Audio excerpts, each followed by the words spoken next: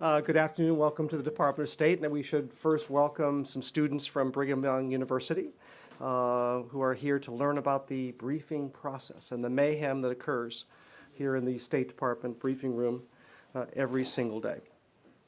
But to business. The Secretary is currently having lunch with Dr. Henry Kissinger, former Secretary of State, and also former State Councilor Tang Xiaoxuan, who are co-hosting the U.S.-China Track 2 Dialogue, an ongoing dialogue of non-official channels.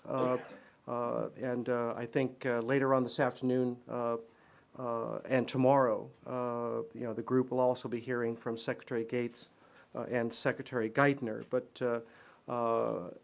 the group, over the course of a couple of days, will be reviewing the current state of our strategic relationship with China, but they'll also talk about and consider specific issues from climate change to Asia-Pacific security cooperation to economic and financial issues.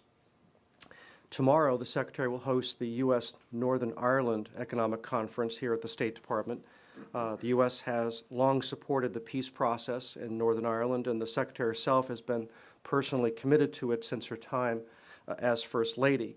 The people of Northern Ireland have made significant progress in the peace process, and this conference will bring together U.S. business leaders and Northern Ireland government officials to discuss ways to further that progress by encouraging increased economic and trade activity between the United States and Northern Ireland. And the Secretary will also hold bilateral meetings with State Secretary for Northern Ireland, Owen Paterson, the Northern Irish First Minister and Deputy First Minister, that would be Peter Robinson and Martin McGuinness, respectively. Also today at the State Department, Deputy Secretary Jim Steinberg and Israeli Deputy Foreign Minister Danny Ayalon are leading U.S. and Israeli delegations in participating in the semi-annual U.S.-Israel Strategic Dialogue. The dialogue is an ongoing process that allows our two countries to participate in a robust dialogue on issues facing the United States, Israel, and the region. And also, the United States and Mexico have been working in close cooperation on sea turtle conservation, as well as a range of bilateral fisheries and marine conservation issues of importance to the two nations. The government of Mexico implemented a plan of action in the past several months to strengthen sea turtle conservation in its shrimp trawl fisheries.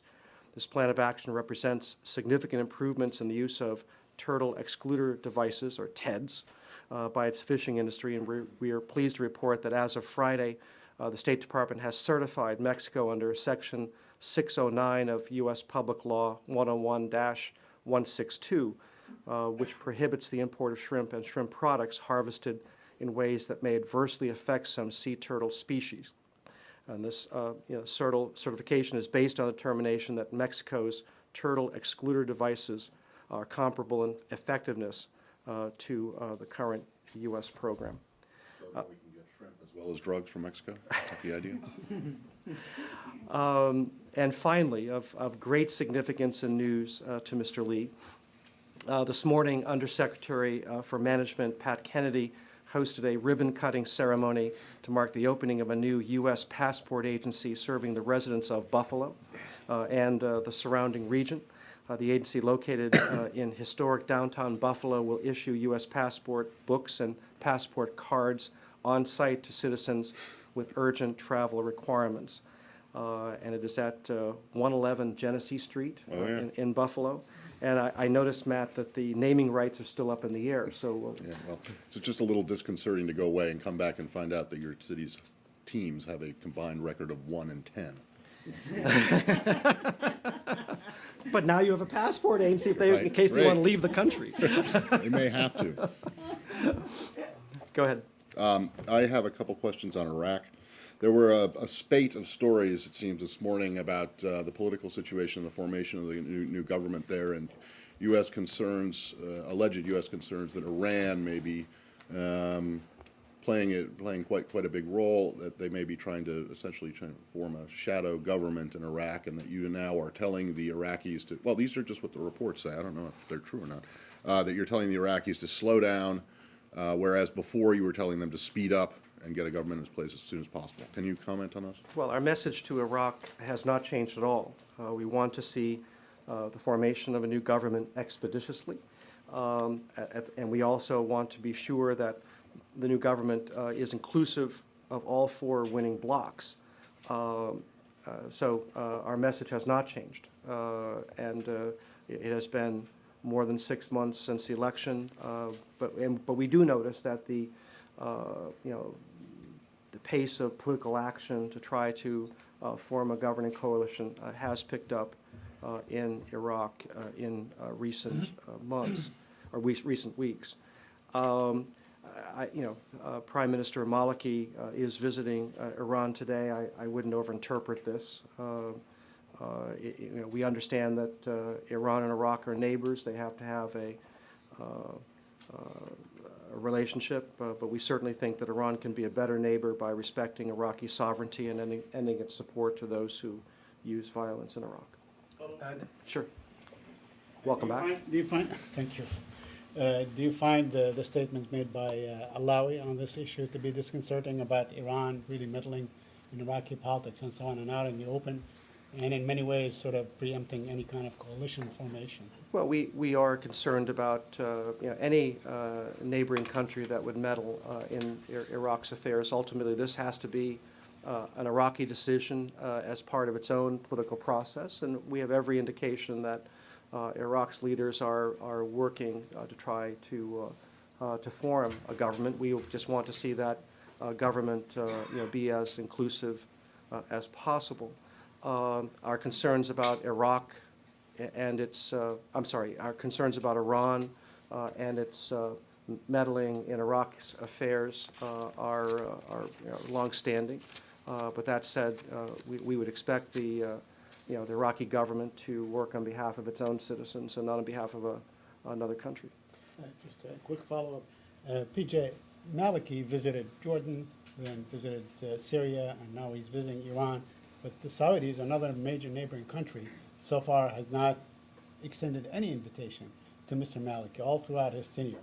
Is that something that concerns you? Will you put some sort of pressure on the Saudis to receive Mr. Maliki? Well, we want to see Iraq establish and sustain appropriate relations with all of its neighbors. We want to see Iraq, integrated into the region. But it's not for us to dictate to a particular country what their relations with a government should be. We have talked to Saudi Arabia and encouraged them to increase their dialogue with Iraq, but obviously what they do is up to them. Follow quickly.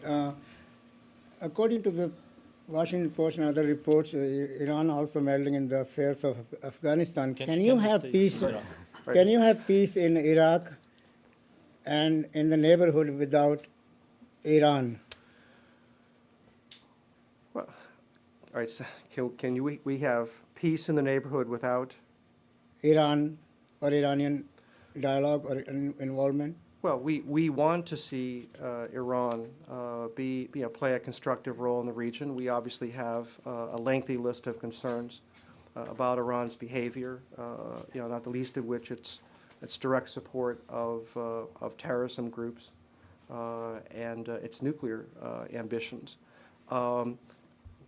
We understand that Iran, in the context of Afghanistan, does have relations with Afghanistan and has interests in Afghanistan. In fact, we have worked directly and cooperatively with Iran previously. And we note today there was an important regional meeting in Rome, and there was Iranian representation at that meeting.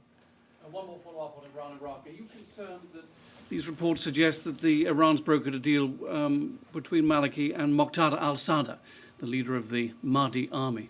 Again, we believe that this should be an issue that is resolved inside Iraq, by Iraqi leaders working on behalf of their constituencies and working, for the interests of Iraq and no other country. We want to see a government formed. We believe a government that emerges that is inclusive and reflects the major blocs that earn significant electoral support, will be a government that is strong enough and credible enough, to work on behalf of all of the people of Iraq. The sooner that happens, the better. New York Times has reported yesterday that members of awakening councils have quit or been dismissed from their positions in significant numbers in recent months. And the defections, as it said, have been driven in part by frustration with the government, which awakening members say in intent on destroying them, as well as by pressure from Al-Qaeda. Do you have anything on this? We actually believe that the government of Iraq is working constructively with the Awakening Council. It's living up to the agreements that it made earlier. I think in terms of saying that there's one group that has moved in a direction and is responsible for significant levels of violence, I think oversimplifies the challenge in Iraq. You're not concerned about this? Well, are there? I suppose there are undoubtedly a number of individuals who have gone back, into perpetrating violence. We don't think it's a large number. We think, by and large, the government of Iraq is working, is engaged, with the Awakening Council and working to keep its members, working constructively for the future of Iraq. So I don't know that we agree with the thrust of that article. PJ, the same on the Awakening Council. I'm sorry. Their major gripe is that they don't get paid by the Iraqi government unless a pressure is sort of levied on the Iraqi government by the U.S. government. Well, this is something that we continue to talk to Iraq. There was I think a problem that had existed, some time ago, but we think that Iraq has improved its interaction with and its support of the Awakening Council. Well, PJ, doesn't that damage the concept of this whole thing? I mean, right when these Awakening Councils began, the idea, the criticism was, as long as the money is there, people will be in those councils. As soon as the money is gone, they'll go back to Al-Qaeda or to somebody else. So it would appear that in some cases it did not change that much. Perhaps temporarily it brought them over, but not permanently. And this same strategy is being used in Afghanistan right now with, pay-for-work programs and other similar concepts. Look, Jill, I think what your comment is a little bit, oversimplified. We want to see a government emerge in Iraq that is working on behalf of all people in Iraq. We want a government that Sunnis can support, Shia can support, Kurds can support, other religious and ethnic minorities, can support. We want a government that is working on behalf of everyone and is not being perceived as a government working, for one bloc at the disadvantage of another. That's what's going to be vital to the future of Iraq. If that government is credible, as that government is doing what it should do to meet the needs of its people, then that's how you change attitudes, and that's how you overcome existing tensions, which are still a part of Iraqi society. We're focused on forming this government, and we think that as this government is formed and as the government performs on behalf of all Iraqis, that's the best way to convince people to move past these tensions and past violence and towards a better future for all Iraqi citizens. Yes, but that, if I could, one little point on this. What I was referring to is specifically these Awakening Councils. I'm not talking big picture. I'm talking about the concept of paying people to join Awakening Councils. And when the money runs out, it's a very simple question. When the money runs out, people no longer stick around because they don't share the goals, or they think that maybe they ought to go back and get on the payroll of Al-Qaeda or somebody else. doesn't it undercut that concept of paying people? I don't think so. Back on Iran for a second. Do you have any comment, reaction to Iran being taking over the reins at OPEC? We took that question on Friday. I don't know that we ever found a, it's a question we took on Friday. I don't think we've had an answer yet. No? Okay. And then on Feltman's visit to, his secret visit to Lebanon? Does that have anything to do with The secret. the secret unannounced before he got there? Did that have anything to do with? That's not true. We announced Mr. Feltman's travel. Did you? Well, it's on the I mean, week ahead. It started in his second stop. He issued a very detailed after he got there. But statement anyway. after he met with President Suleiman. I'm happy to do a dramatic reading if you'd like. No, I just want to know if that had anything to do with with Ahmadinejad's visit to Lebanon last week, and if it reflected any concern that you might have that Iran was sticking its nose into yet another place that you don't want it to be. Well, we expressed our concerns, to the government of Lebanon, before President Ahmadinejad visited.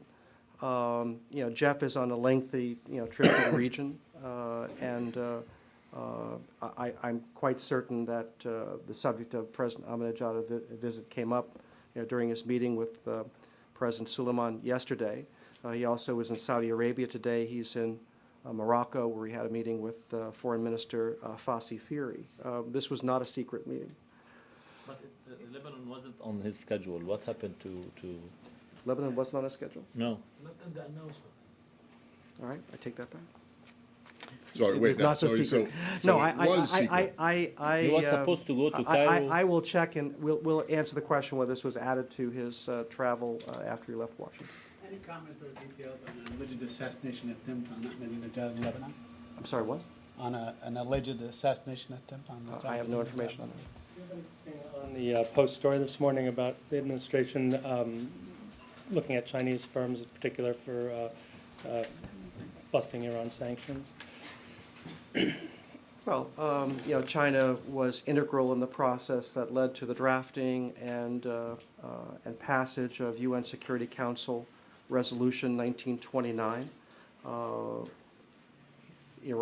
China has pledged to fully enforce Resolution 1929. Our special advisor, Bob Einhorn, has had multiple meetings with the Chinese, both, I think, in New York during the UN General Assembly and also in Beijing towards the end of last month. We did provide some information to China on specific concerns about individual Chinese companies, and the Chinese assured us that they will investigate. The Post article makes it sound as though China is now the primary concern for the administration as far as potential sanctions busting action goes. Is that I wouldn't fair? characterize that way. We are, as Mr. Einhorn has been visiting a range of countries that we know have extensive economic dealings with Iran. China is one of them, but not the only one. I think we have worked with China in recent months and years to encourage China to improve its export controls. We think China has actually made significant progress in strengthening its export control system, and it pledged to follow up on the information that we provide them. Jay, another topic. There is a New York Times story about one of the wives of David Headley, who was involved in the Mumbai attacks, that apparently a year before that attack, she went to the American authorities in Pakistan to warn them that she thought that he was involved in some type of plotting for an attack. But it was never followed up on, and this was not the first warning, that there was another wife who did it years before. Is this a communications breakdown? Do you know anything about this? Number one, can you confirm that that is the case? And Well, I will respond in the context of two meetings that we did have with one of Mr. Headley's spouses in late 2007 and early 2008. She did provide us some information. We followed up on that information and provided it to relevant agencies across the U.S. government. PJ, as far as, I'm sorry, you want? As far as these training camps are concerned, which Mr. David Hadley told U.S. and Indian officials when they interviewed him, and also in an interview, General Musharraf also told a German magazine that 22 terrorist camps were in Pakistan. One, are they closed now? Can you make sure that those camps are now closed if you have told the Pakistani authorities, or if you are going to tell them here when they meet during this coming meeting? Well, there's a lot to your question, Goyal. We have cooperated extensively in investigating the tragic Mumbai attacks, including giving Indian officials access to Mr. Headley. Beyond that, I'm not going to comment about any alleged particulars in those discussions. We have been pressing Pakistan to take more aggressive action inside its borders to deal with a threat that is of concern to us, a concern to the region, and a threat to Pakistan itself. As we've noted many times, Pakistan has taken aggressive action within its own borders, but clearly this is an ongoing threat and more needs to be done. That will be among the issues talked about during this week's strategic dialogue. And PJ, when President and Secretary visits Mumbai in November first week, and they will be staying at the same hotel which was the target of the terrorist bombings from Pakistan, what message do you think they are carrying for the people of Mumbai? Well, we continue to cooperate extensively with Indian officials. We were doing so prior to the Mumbai attacks. We have done so since the Mumbai attacks. Security is an area of significant dialogue between our law enforcement and intelligence agencies and those of the Indian government. We will continue to cooperate with India on the security front, but even as we expand our dialogue and our cooperation with India on many, many fronts. And obviously this will be part of the President's visit to India next month. Can we get back to the waves? Yes, you said that you had this input from them. So did you follow up on that input? Was that input from Islamabad reach Washington? Did you share it with any other countries, India, Pakistan? Because the allegations in the articles are coming out, you did not do anything on it. Let's go through those. Did we follow up? The answer is yes.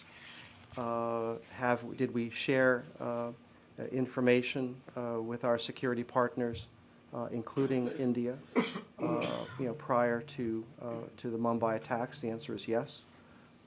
We have cooperated with India, since then. I think Ambassador Romer put out an extensive statement in Delhi over the weekend that highlighted both our cooperation with India, in prior to and after. Needless to say, I will just say that going back over some of the information that provided to us, there was concern expressed by both spouses. At the same time, the information was not specific. I think everyone should understand that if we did have specific information on this, we would have absolutely provided it to the Indian government beforehand. The fact is that while we had information and concerns, it did not detail a time or place of the attack.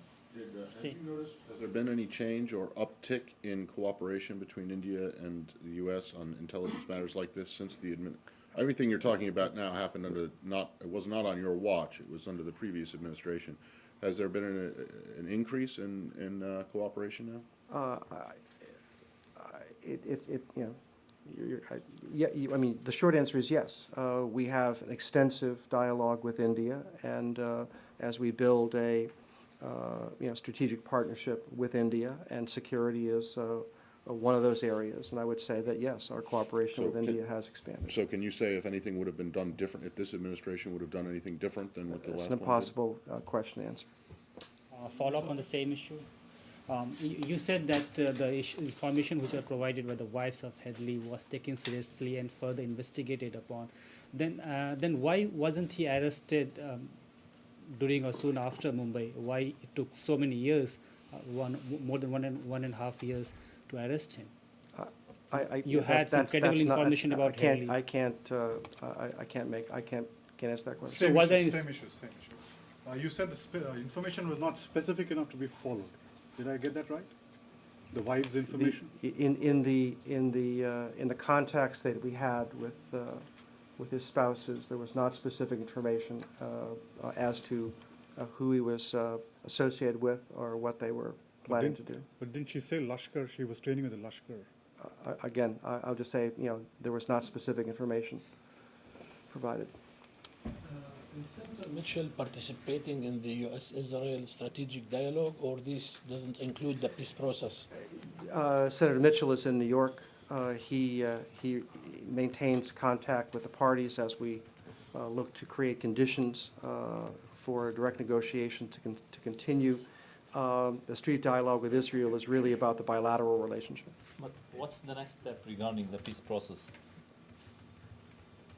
We continue to work with the parties to create conditions for direct negotiations to continue, and those conversations are ongoing. So if you were to give us a brief status report, where do we stand? I mean, since the beginning of September 2nd until today. No change from last week. Me. Okay. Thank you. On North Korea, would you mind if I talk about North Korea? I welcome the opportunity to talk about North Korea. Seems like a bunch of specialists of the United States are invited to North Korea, including Mr. Pritchard and Mr. Hecker of Los Alamos. And what is your comment on that? And do you see any policy change coming upon after their visit, or?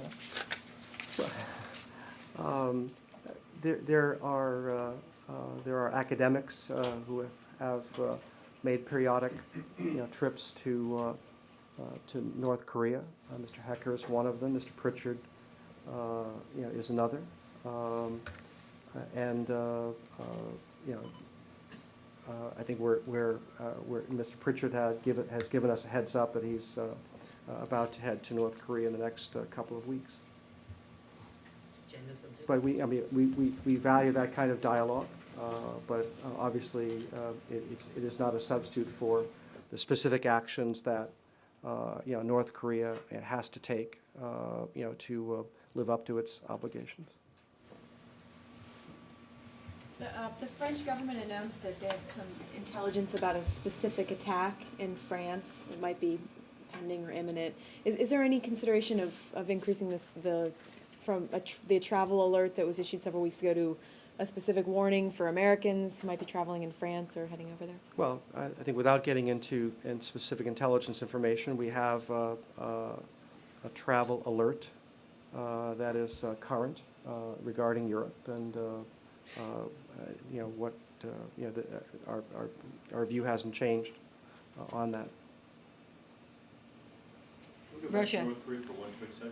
Sure. Just to close off that line of questioning, can you state that Mr. Pritchard and Mr. Hecker are not carrying any kind of a message from the United States? They are not, being interlocutors for the U.S. government, that this is strictly a private trip and they're not actually doing anything on behalf of the U.S. government? I suppose in the interest of full disclosure, Mr. Pritchard is not carrying a specific message from the United States government. I played golf with him on Saturday, and I know exactly what he's doing. Mr.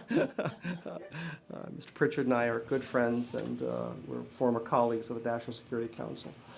He's going on his own accord. Thank you. On the golf game. Huh? Who won the golf game? I did. More on Russia, please. President Medvedev has given awards to the intelligence officers who worked here in the United States.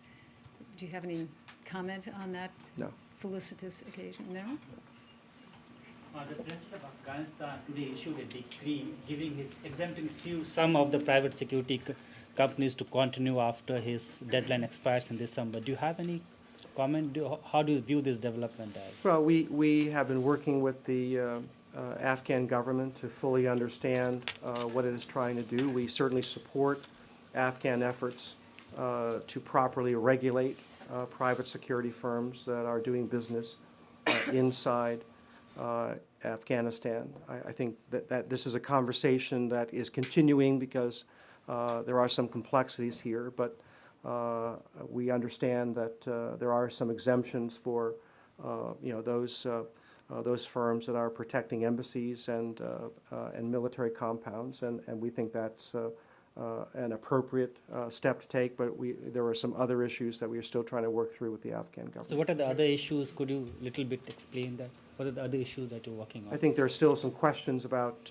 how this might affect ongoing aid workers and the security that they need to continue to function on behalf of the Afghan people. The Egyptian election? Oh, okay, just a quick one, sorry, just a sort of remedial question. And I apologize if you went over it on Friday, but a little bit more detail on this track 2 dialogue. How often it... Which one? The China China, one. okay. How often it meets. Does the Treasury Secretary always address them? Does the Defense Secretary always address them? That's a very good question. This is, I think, the Kissinger Associates have put together this dialogue. I believe the first one was held in 2009. So you don't know if the Treasury Secretary has addressed them last year, for instance? Well, I think last year the meeting was held in Beijing. Okay, so it would be the finance minister. You're right. then. So it might have been their senior officials that were addressing. I'll say this year they're in Washington, so the opportunity for U.S. officials to address them. And is the name list public or private? Who's participating in it? Well, the dialogue is led by, as I mentioned, former state councilor, Tang Sha-Swin. But I mean, other members. I mean, you don't have to read down the names, but is that something that can be had? I defer, on the composition of the dialogue, I probably defer to Dr. Kissinger's office. Egyptian elections. As the date of 29 November draws near, are you pressing for international monitors to monitor the Egyptian parliamentary elections? Okay, well, let me get updated on what we're doing, and I want you to ask me Could that you? question Thank tomorrow. Do you have any comment on the Burmese decision not to allow anyone into the country to cover or monitor the election, their election? It's unfortunate, but not surprising, given Burma's track record in leading up to these elections. Obviously, we've already said that we don't think that these will be credible elections, and the fact that they're not going to open it up for outside observers is par for the course. Do you have any message for the people of Burma should they participate in this election, boycott this election? Aung San Suu Kyi says she's not voting for it. We only wish that Burma had taken advantage of the opportunity to have a more open election, and as part of an effort to increase its dialogue within civil society in Burma, and these are ongoing lost opportunities by Burma. Just going back to the so-called Track 2 dialogue, why can't you release the list of the participants? I mean, this is an event that's being held at the State Department. It includes the participation of the U.S. Secretary of State and other significant officials. If you want, if you want us to potentially list who was at lunch today, I'll take that question. Okay, thank you. And then a second thing, just related to terminology, Track 2, if I'm not mistaken, normally refers to contacts not between government officials and others, but rather people who are not government officials. In other words, it's more often former U.S. government officials and, say, former German or whatever officials or academics. But this is not, you know, Secretary Clinton is assuredly a track 1 official. You know, why do you call this track 2? Well, the group itself is track 2. Okay. That said, that with their presence in Washington, you know, administration officials have taken advantage of the opportunity to have some dialogue with them. But the core group itself is a genuine track 2 initiative. And then final one, if I may. Yeah, on Can you this. just tell us what, can you give us some kind of a readout of what she says?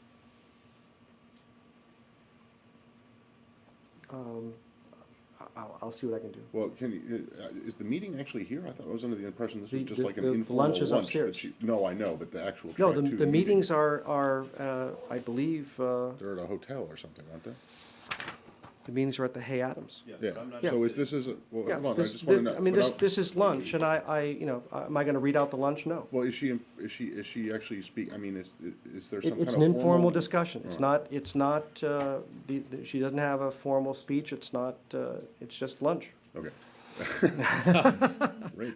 I'll release the menu. Can I ask you a little further afield and a little bit back in time? And I don't know why this is just coming up now, but apparently during the UNGA, Assistant Secretary Valenzuela met with the Cuban foreign minister. He did. Can you tell us what that meeting was about? The meeting was to encourage the release of Alan Gross. And anything? Unfortunately, that has not yet happened. Did they give you any reason to think that it might happen? Again, the purpose of the meeting was simply to encourage his release. But you can't say anything, nothing out of the meeting makes you think his release is any more or any less likely? I mean, we would hope that it would happen today, but that's up to the Cuban government. So they gave you no indication that he was going to be released? I'm not aware that they did. Is a different question, quickly. As far as human rights, democracy, and freedom around the globe is concerned, people are now demonstrating around the globe, and because of meddling by the military in their governments or military rules, including outside, hundreds of people are demonstrating from the Guinea. In Well, what America. country are we talking about? Are we talking about the entire world? Right now, outside there, West African country, Guinea in America, they are outside. Hundreds of people are demonstrating for.